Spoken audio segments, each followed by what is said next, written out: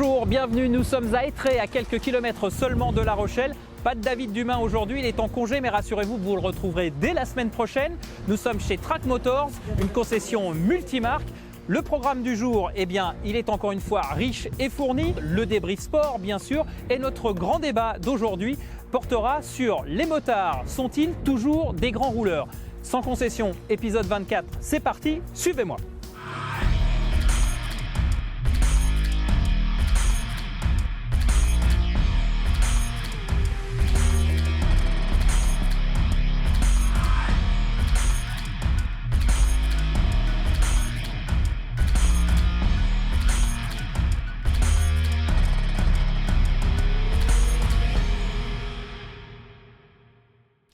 Nous sommes donc rue Léonard de Vinci à Étré chez Track Motors en compagnie de Clément Langeau. Alors Clément, vous êtes, on va dire, en passation de pouvoir actuellement sur cette concession. C'est ça, actuellement c'est ça, oui. J'ai le DAFI, on a le DAFI à côté qui fait partie de la concession que j'ai déjà acquis il y a un an auprès de Jackie. À vos côtés, Fabien François pour Bridgestone, bonjour. Bonjour. Et Jackie Vétois qui est à l'origine de cette création Track Motors, c'est ça? Oui, bonjour à tous. Effectivement, je suis à l'origine, avec mon épouse Patricia, à l'origine de la création du magasin Track Motors qui a une belle trajectoire. Finalement, on est très fiers et on est également très fiers de pouvoir passer le pouvoir et la création de l'entreprise à Clément. Clément est quelqu'un qui est dynamique et qui va apporter l'élan de jeunesse que le magasin a besoin actuellement. Alors ça fait combien de temps que Track Motors est établi ici à Étré? À Étré, ça fait seulement 7 ans, puisqu'on s'est déplacé pour avoir plus grand en surface, vu notre croissance. Alors, la concession a grandi parce que c'est une concession multimarque et avec une gamme de marques assez hétéroclite, parce qu'il y a Aprilia, il y a Moto Guzzi, il y a Mash, il y a, si je ne me trompe pas également, il y a Royal Enfield. Pourquoi un petit peu, et Indian également, pourquoi un peu tout ce panel et pas de japonaise? Pourquoi pas de japonaise? Déjà parce que les marques japonaises sont déjà toutes en place et que ce n'est pas forcément facile de récupérer des marques japonaises. J'ai un grand respect pour toutes les marques japonaises. J'ai fait quelques années de compétition et en compétition, forcément, j'ai traîné un peu mes guêtres sur les marques japonaises avec un grand plaisir. Et j'ai toujours un profond respect pour ces marques-là, pour leur savoir-faire, leur service après-vente, leur fiabilité, tout un tas de choses. Et l'avantage de nos marques à nous, c'est qu'on a pu prouver que nos marques différentes pouvaient apporter un même taux de service, une même fiabilité, une efficacité, une étincelle de passion supplémentaire, un charme pour certains. Je pense à Royal Enfield, Moto Guzzi. Et le point commun, c'est ça, en fin de compte. Ce qui peut paraître un peu un fouillis. On n'ira pas jusque-là, quand même. Oui, mais ça peut être jugé comme ça. Certains le jugent comme ça. Et nous, dans nos têtes, c'est clair. Elles sont toutes des marques différentes, avec une réelle passion, un réel charme. Clément, il y a un peu de pression là de la part de Jackie. C'est quelque part aussi pour reprendre une activité, c'est mieux d'avoir plusieurs marques justement sous la main et dans son portefeuille? Je pars du principe que la moto reste un milieu de passionnés et moi je venais pas du tout des marques européennes comme on a actuellement et américaines en magasin. Je viens plus d'un passé de japonaise et c'est vrai quand je suis arrivé ici il y a un peu plus de 8 ans, il a fallu que je m'y fasse, quoi. C'était pas du tout de ma culture mais le fait de parler à des clients passionnés, contrairement aux japonaises où c'est plus une clientèle standard, m'a permis d'acquérir et d'apprécier les marques d'autant plus que certaines marques, quoi. C'est vrai.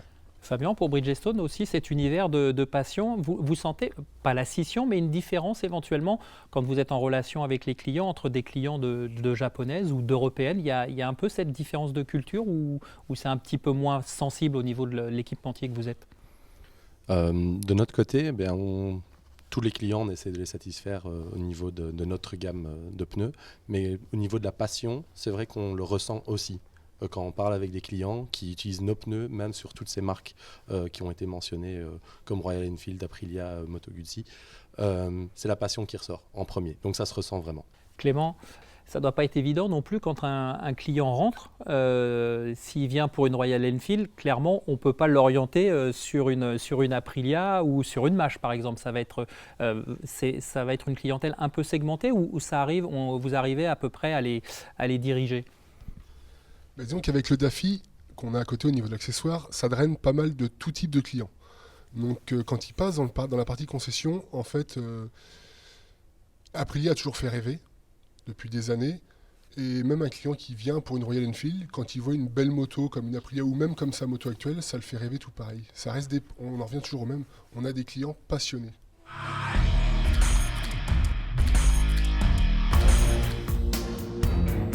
Salut à tous, c'est sous ce magnifique soleil que je reviens de l'abbaye de Fontevraud où j'ai eu l'occasion d'essayer une vieille dame. Je veux parler de la V7 de Moto Guzzi, une machine qui à la base est née il y a 50 ans et dont c'est la 3e évolution. Une Moto Guzzi à quoi on la reconnaît? À son fameux aigle sur le réservoir, un aigle qui signifie né à Mandello del Lario en Italie, une firme qui a 125 ans d'histoire et toute l'histoire de Moto Guzzi se résume dans cette machine. Alors cette V7 3 Milano s'inscrit parmi les 8 déclinaisons que compte la V7, la Special, la Stone, la Racer, la Carbon, la Rough et cette fameuse Milano. La Milano se distingue dans toute cette famille par un double compteur, par quelques touches d'aluminium, notamment au niveau du garde-boue avant, du garde-boue arrière, de la plaque latérale où est inscrit le nom de la machine, de la longue poignée passager, de la selle à l'ancienne allongée et très confortable, ainsi que le coloris unique, un gris magnifique. Pour le reste, la V7 Milano conserve tout l'héritage de Moto Guzzi, à savoir le fameux V-twin face à la route, une tradition, la transmission par cardan et la suspension classique avec une fourche télescopique à l'avant et un double amortisseur réglable en précontrainte à l'arrière. Et cette fameuse tradition Guzzi, on la retrouve quand on monte sur la machine. On a vraiment une ergonomie à l'ancienne. On est bien assis, même pour les grands gabarits, un guidon plutôt large. On voit très bien le double compteur. Les repose-pieds sont en position centrale, c'est parfait. On a encore même de la place pour le passager. La Dolce Vita, quoi. Et cette Dolce Vita, seule ou accompagnée, on peut la vivre autant en ville que sur les petites routes. On a à peine 52 chevaux dans ce petit V-twin et 60 Nm de couple, mais c'est amplement suffisant pour se faire plaisir.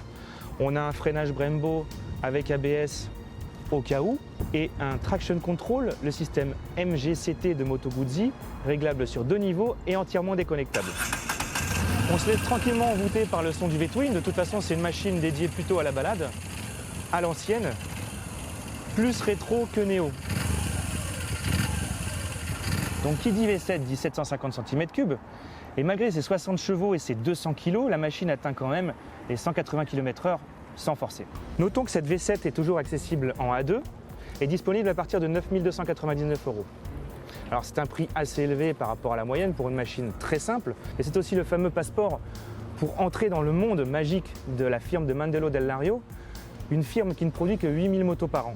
Et pour les plus exigeants qui aimeraient une moto entièrement personnalisée, il existe le Custom Kit avec une gamme d'accessoires développés par des préparateurs italiens dans leur garage. Allez, on va passer maintenant à la rubrique du test technique et on va retrouver Johan Genouvrier de Génération Moto. Il est allé à Lisbonne essayer 2 nouvelles générations de pneumatiques, le SC2 et le SC2 Rennes. Ce sont des pneumatiques à destination des maxi-scooters. On regarde tout de suite son essai. Eh bien oui, c'est encore moi, on n'arrive pas à s'en débarrasser. Je ne suis plus là pour vous parler de cette fameuse V7, mais d'une haute technologie, les nouveaux pneus Batlax SC2 et SC2 Rain, développés par Bridgestone pour les maxi-scooters et que nous avons eu l'occasion d'essayer à Lisbonne. Par rapport au modèle SC, le SC2 bénéficie d'une technologie innovante, avec un élément en monocomposé à l'avant, mais au grip beaucoup plus élevé, et un composé bigum à l'arrière, à structure dite 3LC, développé par Bridgestone. Cette technologie permet de bénéficier notamment d'un grip plus important sur l'angle, mais aussi d'optimiser la longévité, la gomme étant plus dure au centre pour encaisser les phases d'accélération et de freinage. Bridgestone a de plus travaillé sur le feeling, le ressenti. Et pour ce faire, on a agi sur la carcasse, mais aussi le type de rainure. Pour créer le SC2, les ingénieurs se sont appuyés notamment sur les rainures du S21, un pneu hyper sport, qui a été repensé, modélisé pour s'adapter à des montes de 14 et 15 pouces. En ce qui concerne le SC2 Rain, C'est le dessin du T31 qui a été choisi, pour son nombre important de rainures qui lui confirme une bonne adhérence sur sol humide et un très bon retour d'information. Le Battlax SC2 est disponible en 14 et 15 pouces, à l'avant comme à l'arrière. Le SC2 Rain est disponible lui en 14, 15 et 16 pouces. En définitive, le SC2 c'est le pneu sportif par excellence, le SC2 Rain le plus polyvalent. Merci Johan. Alors Fabien, on vient de voir l'essai donc, de cette nouvelle gamme de pneumatiques à destination des maxi scooters. C'est une clientèle et un segment important aussi pour Bridgestone? Oui, tout à fait. Le segment du maxi scooter, c'est une gamme qui est existante depuis pas mal de temps avec l'introduction du T-Max qui passait avec une montre radiale lors de sa sortie. Et donc c'est un segment qui a continué à grandir. Il y a pas mal de marques qui ont continué à travailler sur ce segment-là. Je pense à BMW qui a sorti une première génération de C600, ensuite de C650, qui justement est notre clientèle également. Et donc le segment maxi scooter reste un segment assez stable et pour nous, il mérite toute notre attention et toutes les technologies avancées justement pour ce segment également. Merci Fabien. On va passer tout de suite à notre rubrique top et flop. Les tops et les flops, donc en commençant par les tops, bien sûr, et les 12 heures de Manicourt qui auront lieu le week-end prochain en association avec notre partenaire La Bécannerie, une épreuve qui s'installe dans le paysage français des courses hexagonales. Vous suivez un petit peu le championnat de France de vitesse ou les courses d'endurance comme ça, Jackie, Clément, Fabien, vous suivez un peu? Nous ici, au sein du magasin, on est des passionnés de sport mécanique et avant tout de la sport moto, quoi. Donc c'est vrai que peu importe le week-end, que ce soit du MotoGP, du SBK, de l'EWC, c'est retransmis au magasin, les essais libres, les qualifs, les courses le dimanche si on est ouvert, oui, sinon non, mais sinon tout est retransmis au magasin en direct. D'accord. Jackie, on parlait tout à l'heure, je vous ai entendu parler de compétition, c'est forcément quelque chose qui vous fait vibrer. C'est forcément quelque chose qui me fait chaud au cœur, parce que j'en ai fait pendant quelques années. Moi, ma position dans le magasin, elle est simple, j'ai pas beaucoup de temps, je vais bientôt passer le relais à Clément, et lui qui passe beaucoup de temps à la télévision pour regarder les Superbikes. Ça veut dire qu'il ne travaille pas, c'est ça? Il en aura beaucoup moins, et c'est peut-être à ce moment-là, moi qui prendra le relais, et je serai devant ma télévision, les doigts de pied en éventail, à regarder ma passion également, qui est surtout la piste, effectivement, comme tout le monde le sait. Et, on rappelle votre parcours vitesse, c'est un parcours de promo sport, de Coupe Kawa pendant les années où les motos roulaient vite mais n'avaient pas de frein, elles tenaient la route comme on ne peut même pas imaginer actuellement comment ça tenait toute la route. Toute la route, voilà, j'allais le dire. Toute la route, et on essayait à 35 de passer dans un petit goulet et personne lâchait. Et si tu freines, t'es relâche. C'était la Coupe Kawa. Voilà, c'était la Coupe Kawa. C'était la Coupe Kawa. On va passer maintenant au flop avec l'arrêt d'MV Agusta qui va quitter le championnat du monde Superbike. On parle d'une probable arrivée en Moto 2. Si jamais MV Agusta devait se retirer de la compétition, c'est quelque chose qui vous chagrinerait. Comment vous le percevez, vous ? Je peux bien reprendre la parole. Donc, c'est pas que je suis bavard, mais effectivement, moi, ça me chagrinerait parce que je suis d'une génération où c'était la fin des belles années en compétition d'MV Agusta, et c'était un enchantement d'entendre Arago tourner ou Phil Red avec les MV4. Vous êtes tous beaucoup plus jeunes, vous n'avez pas eu ce plaisir. Enfin, quoique maintenant dans les classiques, on a des fois le plaisir de les entendre à nouveau, mais c'est toute une histoire. Donc c'est une marque emblématique de la compétition moto. C'est bien dommage de retirer cet emblème de la compétition. On parle d'une coupe MV Agusta sur des F3. Comment ça va se faire? Comment ça va se passer? Je pense que la marque MV Agusta est une marque solide psychologiquement, peut-être à construire financièrement. Voilà, c'est ce que j'allais dire, peut-être un peu moins financièrement. Peut-être un peu moins financièrement, quoique après on n'a peut-être pas toutes les informations. J'ai une grande confiance dans l'avenir de la marque, dans l'avenir des produits. Puisqu'il y a des ingénieurs géniaux, il y a une efficacité. Tant qu'on n'a pas roulé sur une MV Agusta, je pense qu'on n'a pas le maître étalon en termes de pilotage. Ils ont un savoir-faire, une volonté de bien faire et une persévérance qu'on trouve uniquement dans cette marque-là. Toutes les autres marques font des compromis industriels. Chez MV Agusta, on n'a pas c'est une marque de luxe, c'est du sur-mesure fait à la main. Ça leur apporte cette flexibilité et ils peuvent tenir leurs exigences. Donc roulez sur une MV Agusta, faites-vous plaisir et après vous verrez si vous en achetez une ou pas. Mais effectivement, on va leur souhaiter bonne chance pour la suite parce que ça serait dommage que ça disparaisse de la compétition.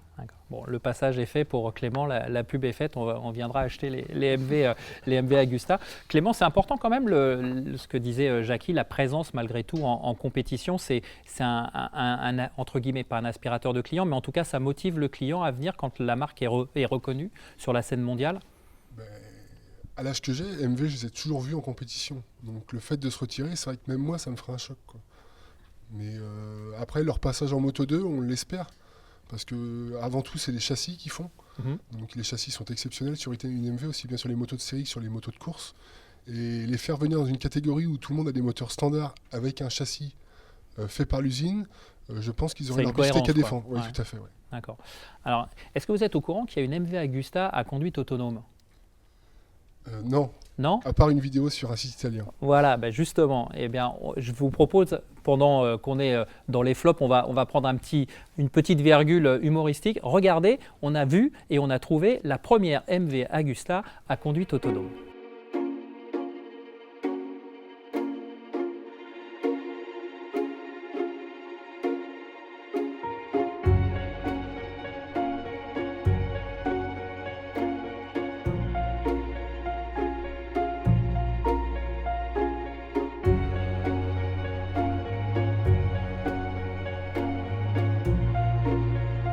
Voilà, c'était un petit clin d'œil. On revient par contre là maintenant sur quelque chose de beaucoup plus terre à terre au niveau des flops. C'est l'annonce qui a été faite il y a quelques semaines par l'État de confier la gestion des véhicules embarqués et des radars embarqués à des sociétés privées. Évidemment, l'idée c'est de rentabiliser au maximum la mise en place de ces véhicules. Globalement, quand c'était un véhicule de gendarmerie qui officiait, c'était à peu près 1h15 de roulage par jour. Là, on va passer à 6 heures. Donc, on imagine bien le nombre de verbalisations qui vont être réalisées par ces véhicules. Vous en pensez quoi ? On va commencer par Clément. Ouais. Pour moi, je trouve que c'est vicieux. En fait, le fait de passer par des particuliers, du moins. Les sociétés privées. Les sociétés privées, je trouve que ça reste vicieux parce qu'ils peuvent tourner tout le temps. Se mettre dans des endroits pas forcément accidentogènes, mais des endroits où ça peut rapporter beaucoup, et non parler de la sécurité routière, quoi. Vous, Jackie, ici, c'est quelque chose qui, notamment le projet de loi de limitation à 80 km/h, etc., ça a été perçu comment dans la région de La Rochelle ? Moi, je ne vais pas prendre un avis politique très tranché, mais par contre, je pense, voilà, on va le dire avec humour, c'est la preuve que le service privé a plus de rentabilité que le service public. C'est l'aveu d'un gouvernement face à ça. Donc là, c'est déjà un petit peu de la politique, donc on va s'arrêter là. Mais effectivement, c'est quelque chose qui nous gêne. Mais maintenant, on est tellement brimés que nos motos sont faites pour rouler vite, très vite, en toute sécurité et en nous faisant plaisir. Donc déjà 90, c'était frustrant. 80 à l'heure, c'est un tout petit peu plus frustrant. Mais je pense que pour se faire plaisir, il nous reste les circuits ou les routes un petit peu dégagées dans les pays où c'est autorisé, on va le dire comme ça, avec des astérix tout plein partout. Continuons à nous faire plaisir en toute sécurité et je pense qu'on ne sera pas embêtés. Oui, d'autant qu'il y a une étude qui est sortie, les chiffres de la prévention routière montrent que l'accidentologie sur les routes a baissé avant même que cette mise en application des 80 km/h soit effective. Fabien, vous êtes confronté un petit peu à ça, vous rayonnez sur l'Europe pour Bridgestone. Le siège est situé en Belgique, si je ne dis pas de bêtises. Les limitations ne sont pas les mêmes qu'en France déjà. Non, tout à fait. Elles sont un peu plus restrictives. Hein. Elles sont même plus restrictives au nord du pays, en Belgique. Maintenant, les routes secondaires sont limitées à 70. Et dans la partie sud du pays, elles sont limitées à 90. Donc déjà, même pour un touriste qui passe en Belgique, ça devient même plus compliqué à suivre les limitations et de suivre les réglementations. Mais pour avoir un œil plus large au niveau de l'Europe, oui, nous on le voit que c'est tout à fait différent selon les pays et les gouvernements liés à tout ça. Alors justement, on parle de moto et on va passer maintenant à notre rubrique Jeux concours parce que ça vous concerne directement. Trouvez toutes vos pièces et accessoires pour réparer et entretenir votre deux roues sur labécannerie.com.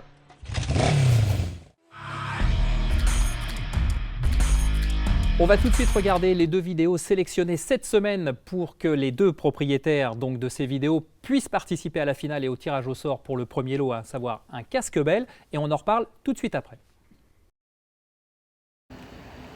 Salut! Alors apparemment, il faut que je vous dise pourquoi ma moto, c'est la meilleure.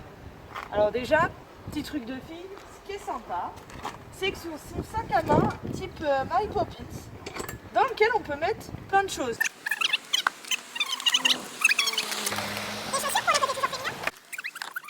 Et en plus, comme son compteur fonctionne pas, je peux même pas faire d'excès de vitesse. Et comment ça, ma moto, c'est pas la plus jolie? Eh non, mais vous avez vu le super poids là? Franchement, il est canon. De toute façon, la beauté, l'important c'est d'y croire. Hein. C'est à l'intérieur, non? C'est pas ça? Vite, salut mon pote, sans concession, bonjour, c'est la meilleure moto du monde, bordel. T'as qu'à bien, regarde, c'est marqué partout. Ici, sur la moto GSX-R, c'est les premières sportives. Les meilleures du monde, regarde-moi cette beauté un petit peu. Voilà, magnifique. Allez, David et sa concession, la bise. On passe maintenant au débris sport.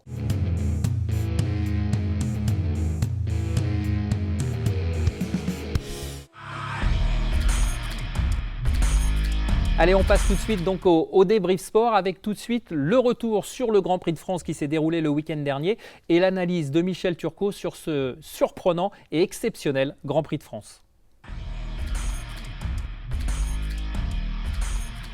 Il a répondu présent, malheureusement il est tombé en course, il se battait pour la victoire, il est tombé au 7e tour. Il en voulait beaucoup, Johan, ce week-end. Il a super bien démarré, il a fait la pole position.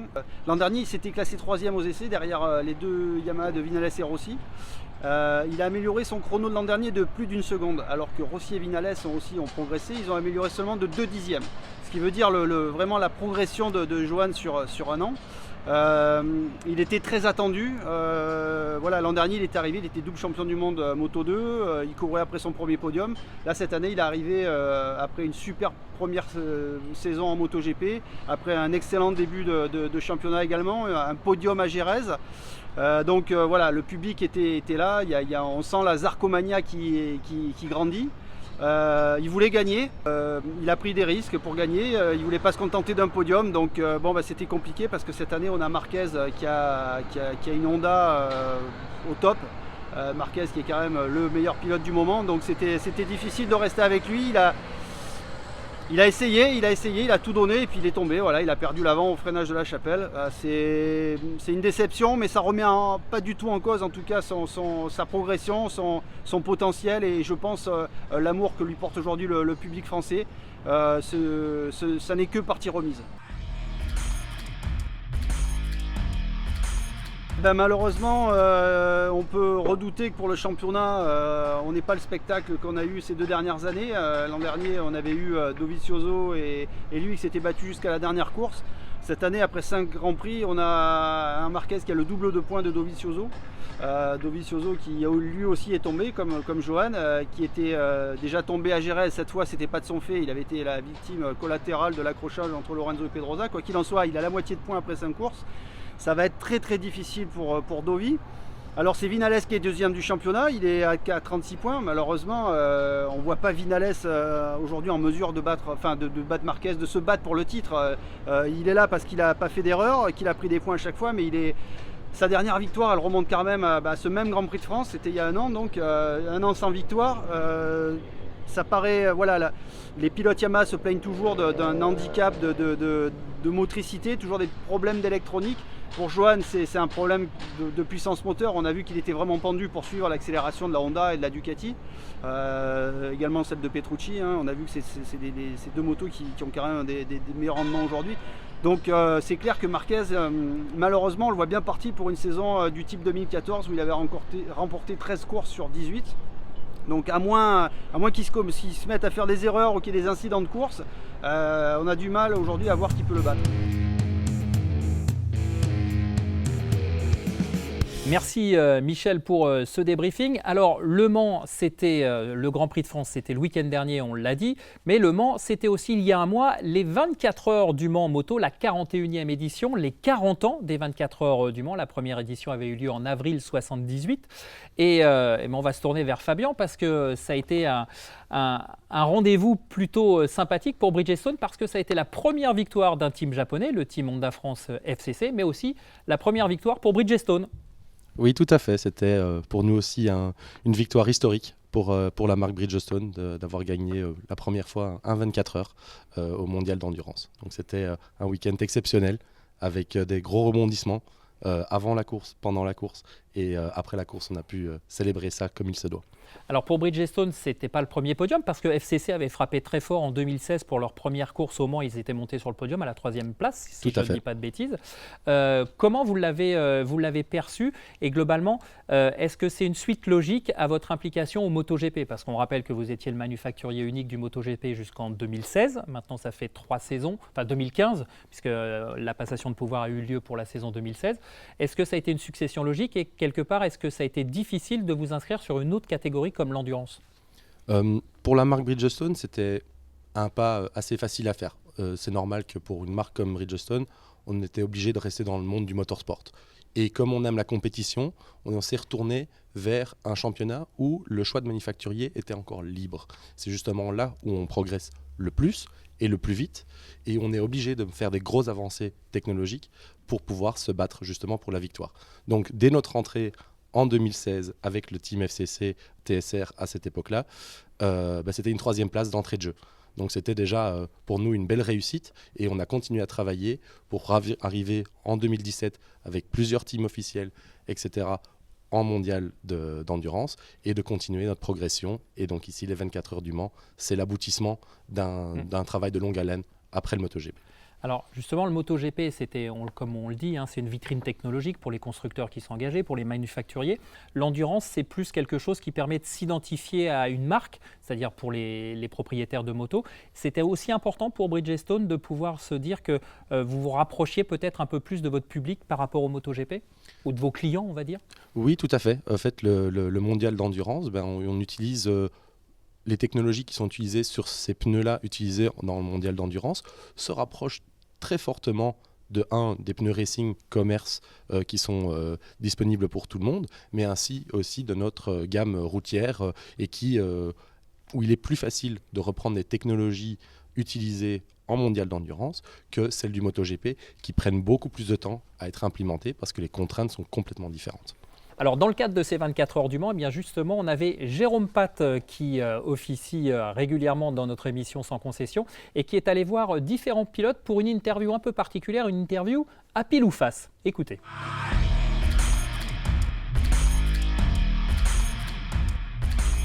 Rossi. Rossi. Marquez. Rossi. Marquez. Marquez.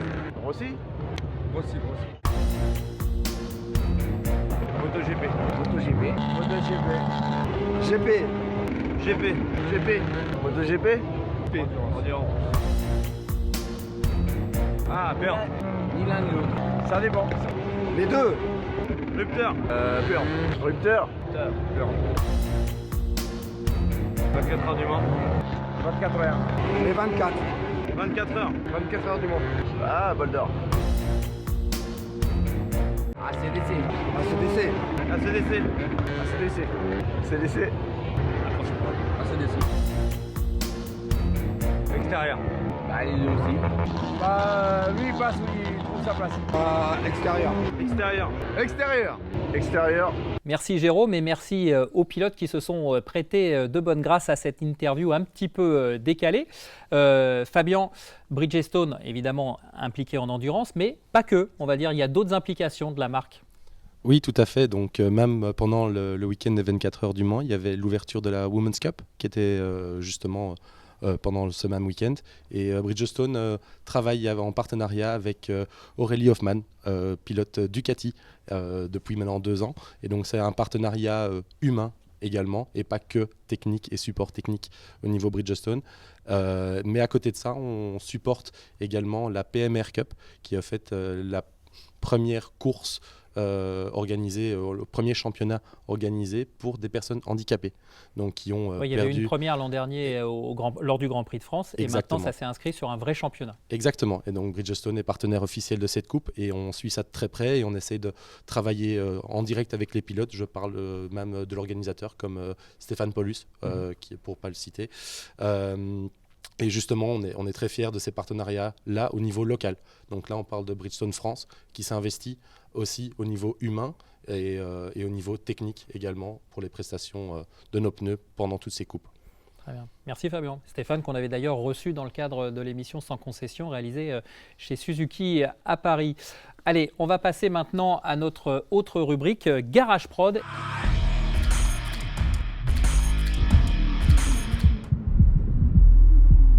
C'est à partir d'une BMW R80 de 79 accidentée que le Sud-Africain Jeremy Hutch Phillips a fabriqué un board tracker inspiré du BMX, avec les fameuses jantes blanches récupérées ici sur une BMW R65.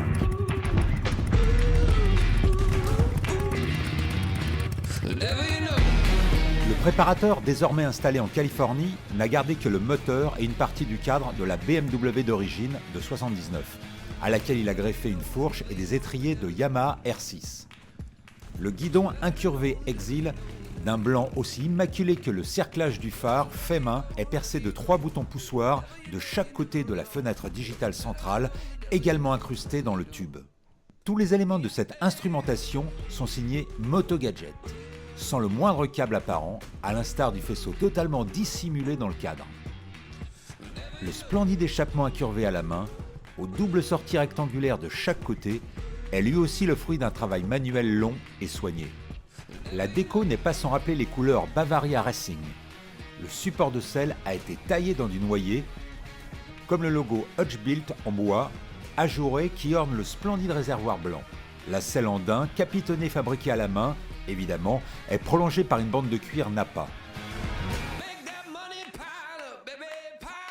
À l'arrière du flat twin hérité des premières R80, la batterie est enserrée dans un temple Maya, de métal signé Hutch-Built, tout comme nombre de pièces en métal de ce splendide boat tracker né pour cruiser sur les montagnes de Beverly Hills. On va passer à notre débat du jour avec le thème qui nous intéresse. Est-ce que les motards d'aujourd'hui sont toujours des grands rouleurs ? On a voulu un petit peu mettre en parallèle ce qui avait été réalisé par Erwan McGregor il y a quelques années. Vous avez peut-être vu la série d'émissions qu'il avait réalisée sur son voyage qui avait fait un peu plus de 13 000 km de Londres à New York en passant par l'Est, en traversant la Mongolie, l'URSS, l'Alaska, etc. 13 500 km en 115 jours, ça fait quand même déjà pas mal de kilomètres. Est-ce qu'aujourd'hui, dans les concessions et dans votre concession ici chez Track Motor, vous avez encore des gros rouleurs, Jackie ou Clément ? Oui, on a quelques gros rouleurs dans chacune de nos marques.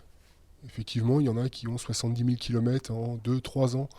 Il y en a, mais la majorité fait, je dirais, 5-6 000 km à l'année. D'accord. Est-ce que ça, c'est une mutation par rapport à ce qu'on connaissait avant dans les années 80 où je dirais que la moto était un objet d'évasion, alors qu'aujourd'hui, est-ce que vous êtes d'accord si je vous dis que la moto est peut-être plus un utilitaire et un objet du quotidien ? Est-ce que c'est lié à ça pour vous, Jackie ?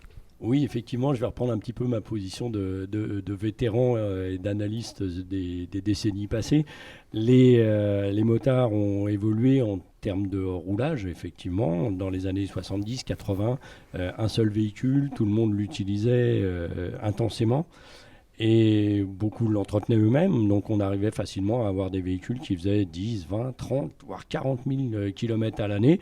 On était tout le temps le derrière sur nos motos à user nos culottes et nos genoux de pantalon sur le bitume. Par des chutes, je vous rassure, on ne posait pas de genoux par terre à l'époque. Mais l'évolution a fait que maintenant la moto est devenue un jouet. Notre région à nous, elle est peut-être un petit peu particulière. C'est vraiment un jouet de petit kilométrage sur les bords de plage, avec quelques grands voyages à l'année. Et par contre, effectivement, comme l'a dit Clément, on a quelques pilotes qui partent faire des longs périples et qui nous aident à faire monter la moyenne kilométrique pour les motos. Les petits rouleurs se font plaisir autrement avec l'intensité des mécaniques. C'est peut-être aussi ce qui dirige les motards sur les personnalités des motos en personnalité plus forte. Ouais, décaler un peu les produits un petit peu ouais, décalés. Tout à fait, ouais. Fabien, du côté de chez Bridgestone, vous avez un petit peu des statistiques par rapport justement au mode de roulage, peut-être même au cylindré, parce qu'il y a peut-être des chiffres un peu surprenants entre les petites cylindrées, les grosses cylindrées. Est-ce que c'est forcément les grosses cylindrées qui roulent le plus, par exemple ? C'est une bonne Bon, merci de l'avoir posé. Voilà, c'est une très bonne question. Donc oui, pour chaque développement chez Bridgestone, on ne part pas de rien. Donc il y a pas mal de recherches au niveau des marchés européens qui se fait en amont. Quand on prend la moyenne des toutes cylindrées confondues, on est vraiment, comme Clément l'a dit, autour des 5000 km par an effectués. Donc ça, c'est un bon indicateur. Mais après, on parle de vraies différences selon la cylindrée. Donc nous, dans nos recherches et dans nos statistiques, on peut dire par exemple qu'une moto de plus de 600 cm3 se retrouve plutôt proche des 6000 km par an, mais il y a à peu près 20% de cette population qui est dans cette cylindrée-là, qui fait plus de 10 000 km par an. Donc il y a une très petite frange qui fait augmenter la exactement, moyenne. En fait, exactement. Ça, donc ça, c'est ça. Et donc, pour donner une autre indication, par exemple pour les 50 cm3, on va dire que la moyenne est autour de 3,5 000 km par an, mais 15-20% en fait moins de 1005 par an. D'accord. Donc c'est justement à l'inverse. Il y a quand même des grandes amplitudes et des grandes différences. Exactement. Donc, ça vous pose aussi un problème, non ? Parce que les motos qui roulent moins, même pour vous, Clément et Jackie, c'est des motos qui consomment moins. Donc finalement, on vend moins de pneus et on voit moins souvent ses clients, non ? Alors moi qui m'occupe de la partie technique dans l'affiche, je dirais non, parce qu'on leur met, ils savent qu'ils roulent très peu, mais le peu qu'ils roulent, ils veulent vraiment se faire plaisir. Donc ils aiment avoir des pneus qui vont coller à la route, ils vont pas chercher à faire de la longévité. Ce qu'ils veulent, c'est de la sécurité, du grip, de la constance. Donc on peut se permettre de les revoir passer au moins 2 fois dans l'année pour certains types de pneus, effectivement. C'est pas incompatible le fait de dire je roule peu et je mets un produit performant. Ça vous impose de travailler vraiment sur une gamme de pneumatiques très large finalement. Est-ce que ça ne vous coûte pas plus cher, j'allais dire ? Plus cher, non, pas spécialement, parce que chez nous, chez Bridgestone, on essaye justement de donner un pneu ou une gamme liée à vraiment l'utilisation du consommateur final. Donc le but, c'est de déterminer ce qu'il a besoin. Et donc il y a pas mal de recherches à ce niveau-là, d'abord de ce qui est attendu aussi au niveau de chaque gamme. Donc par exemple, comme Clément le mentionnait, dans la partie sportive, on peut se permettre d'améliorer les performances en termes de grip, de sensation et de performance totale, au détriment léger de la longévité, parce qu'elle n'est pas demandée, ou en tout cas... C'est pas le souci premier, c'est ça en fait. Exactement. Donc on peut travailler là-dessus et de trouver un compromis, parce que les performances d'un pneu, c'est toujours un choix et des compromis. Dans vos marques, Jackie, ici, elles sont assez distantes au niveau de la philosophie. J'aurais presque tendance à dire, les plus gros rouleurs, ils sont chez Moto Guzzi ou pas ? Pas forcément. En fin de compte, les plus gros rouleurs sont dans leur tête. Et on a des gros rouleurs en Royal Enfield qui font des périples par étapes de 200-300 km. On a un très gros rouleur en MV Agusta Brutal Corsa. Je pense à Ludo. S'il nous voit, on lui fait un petit coucou. Il va nous écouter, il a intérêt en tout cas. Et lui est exceptionnel, il a une moto exceptionnelle, mais il est un petit peu comme dans les années 70, il a le derrière dessus tout le temps. Donc ce qui nous fait parler de fiabilité chez MV Agusta, félicitations, la moto marche bien. et donc non, c'est vraiment c'est de l'état d'esprit du propriétaire. On parlait tout à l'heure des budgets, des gens qui mettent des pneus de très haute qualité ou des consommables de très haute qualité sur leur moto. Justement, je pense que c'est un facteur. Comme ils roulent peu, ils ont un besoin d'intensité. C'est un petit peu comme quelqu'un qui va travailler tous les jours avec un tout petit trajet. Il va avoir besoin d'un pneu de haute technologie qui chauffe très vite parce qu'il va vouloir de l'adrénaline tout de suite. Donc on est sur. Vous croyez qu'ils vont vraiment au boulot motivés ? Certains. Le retour plus facile. Ah, le retour, ouais, d'accord. Le retour plus facile. Non, vous savez, en matière de moto, on oublie très vite qu'on part au travail. On part sur la moto et le plaisir arrive tout de suite. On s'aperçoit qu'on est au travail juste à l'arrivée. Voilà, c'est le plaisir de prendre sa moto, mais c'est pas le plaisir de se rendre au travail. C'est l'avantage de la moto sur l'automobile. Quand tu quittes ton boulot, tu as vraiment quitté ton boulot quand tu es arrivé à la maison en voiture. Alors qu'en moto, non, ça y est, tu es déjà en vacances, en évasion. Quand tu tournes la clé de contact ou quand tu as mis ton casque, tu renifles un peu tes gants, l'odeur du cuir, et ça y est, tu es déjà complètement évadé. C'est ça la moto. Et 1000, 2000, 3000, 10 000 km, chacun prend son plaisir comme il veut. Par contre, il y a quand même un décalage aujourd'hui, effectivement, avec ce qui était dans les années 70-80, c'est qu'aujourd'hui, le motard du jour est aussi propriétaire d'une voiture. C'est peut-être aussi ça qui fait que les kilométrages ont baissé, malgré tout, parce qu'aujourd'hui, on part plus facilement en voyage avec une voiture qu'avec une moto, alors que par le passé, le motard, il saignait pour acheter sa moto, et c'est, comme vous l'avez dit, Jackie, c'était son moyen de locomotion au quotidien et toute l'année, 365 jours par an. Non, Clément, vous êtes un peu dans cette situation-là. Au niveau de votre clientèle, j'imagine qu'ils sont tous plus ou moins, on va dire, à 80-90% titulaires du permis voiture. Oui, c'est sûr. Mais je dirais que c'est pas forcément le côté voiture qui va le freiner, c'est plus le côté familial qui va le freiner de prendre la moto, parce qu'il y a toujours les enfants à aller chercher à l'école, donc c'est des choses qu'on ne peut pas se permettre à des moments quand ils sont en bas âge de les ramener, malgré les équipements d'aujourd'hui qui se font de plus en plus pour les enfants en bas âge. Mais il y a le temps. Bon, ça va, sur La Rochelle, on a quand même un climat assez correct 6-7 mois dans l'année. Donc c'est vrai que non, il y en a après par contre qui roulent vraiment en moto toute l'année. Pour en revenir après au débat par rapport au kilométrage des clients, aujourd'hui, quand vous discutez justement avec vos clients, est-ce qu'il y a toujours un petit peu comme il y avait dans le temps des grandes concentrations qui les attirent? Est-ce qu'ils sont prêts à faire des kilomètres pour un événement qui se passe loin? Comment vous le ressentez ça, leur envie de rouler? Alors, c'est à la fois surprenant, mais ça fait plaisir. Vous devez le voir au niveau national, de plus en plus d'événements font leur retour. Hein. C'est le cas des 1000 vaches, des concentrations, et ça avait complètement disparu, et ça revient. Et les gens se préparent à ce voyage-là. Nous, on a quelques clients qui, chaque année, partent aux 1000 vaches, voir des conditions climatiques extrêmes.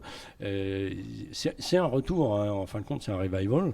Et on parle de vintage, on parle de moto vintage, mais il y a également quelque chose qui se passe dans les esprits. On a envie de vivre, d'exister par le plaisir de vivre, par la sensualité de la vie, par la consommation de la vie, mais au sens plaisir du terme. Et ça se ressent sur nos jouets, en fin de compte, sur nos motos. Donc on a de plus en plus de gens qui font des kilomètres pour assouvir leur passion, en fin de compte. Clément, organiser éventuellement des sorties, des balades ou des virées, ça peut être aussi une solution envisagée pour Track Motor dans le futur? On le fait et on va continuer à le faire. Jackie le faisait auparavant, le vendredi soir, une petite balade en bord de mer, souvent avec des clients Track Motor, toutes marques confondues, histoire de faire une petite virée d'1 heure avant d'aller boire un verre sur un coucher de soleil. Maintenant, avec Ingan, il y a de plus en plus de balades qui sont organisées au sein du magasin avec différents points de départ pour se retrouver ensemble, quoi. Il ne faut pas oublier que la moto est un loisir sportif. C'est pas pour rien que les motards âgés sont plutôt en bonne forme, c'est parce que c'est un loisir exigeant. La moto conserve. La moto conserve, ou les gens qui sont bien conservés continuent à pratiquer de la moto, ça reste un grand débat psychologique qu'on peut avoir lors d'une autre émission si vous voulez. Mais j'ai pas encore la réponse, hein, par contre. Hein. Mais effectivement, on a ces paramètres-là qui nous limitent, et puis aussi la vie de tous les jours qui est compliquée. Il y a des journées qui sont stratégiques, il y en a d'autres qui sont impossibles. On a fait des tests le jeudi, on a fait des tests le vendredi, c'est difficile de mobiliser des gens tous en même temps. Mais je pense que la vocation des magasins dans l'avenir, elle est là. Il faut qu'on arrive à fédérer nos clients pour leur faire pratiquer dans la mesure du possible cette activité qui est enrichissante et qui donne des rapports et des partages humains comme toutes les passions en fin de compte. Oui, exactement. Bon. Merci Jackie, merci Clément, merci Fabien. Voilà, c'est sur ce mot, la passion, il faut l'entretenir, qu'on va se quitter pour cette semaine. On se retrouve dès la semaine prochaine avec un David Dumain reposé et tout bronzé, enfin on l'espère pour lui. D'ici là, n'oubliez pas de regarder, de liker et de commenter nos émissions sur la page Facebook de Sans Concession. À la semaine prochaine.